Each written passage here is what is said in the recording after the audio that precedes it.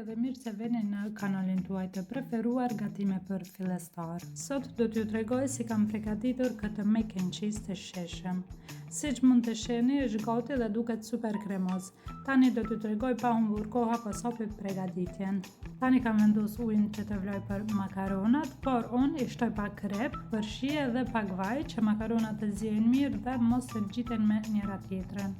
Tani që uji ka vluar, do të hedhim makaronat me kujdes dhe do të lëmë që të ziejnë për disa minuta, por gjithsesi duke i përzier her pas here që të mos ngjiten. Mos harrojmë dhe një detaj të vogël, makaronat diku tek 2-3 minutat e fundit para zierjes do t'i heqim nga zjarri, sepse pjesën tjetër do ta bëjmë në furrë të pjekjes pra.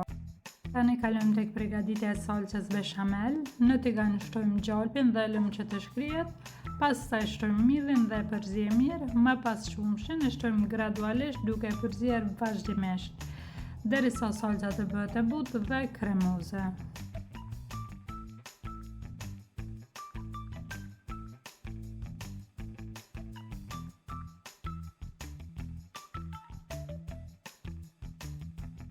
Gjithashtu i kam shtuar edhe krem për gatim.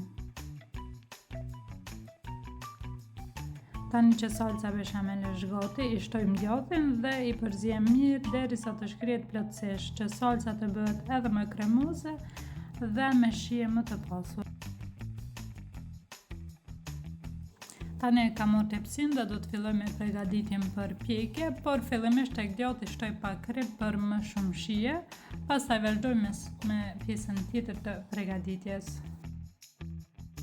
Tani në fund të tepsisë shtoj fillimisht shtresën e salcës, më pas vendos makaronat sipër, hedh dhe pjesën tjetër të salcës, pastaj përziej mirë së bashku që të mos mbet asnjë makaron pa prekur salcën.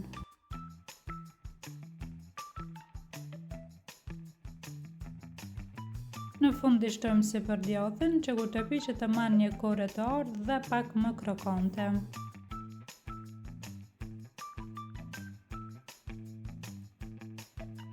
Tani mac and cheese e kemi gati, është pjekur në temperaturë në 180 gradë në furrë të parangrohur dhe e kam lënë derisa u bë sipër krokante dhe ka marrë ngjyrë të artë, kështu si në video.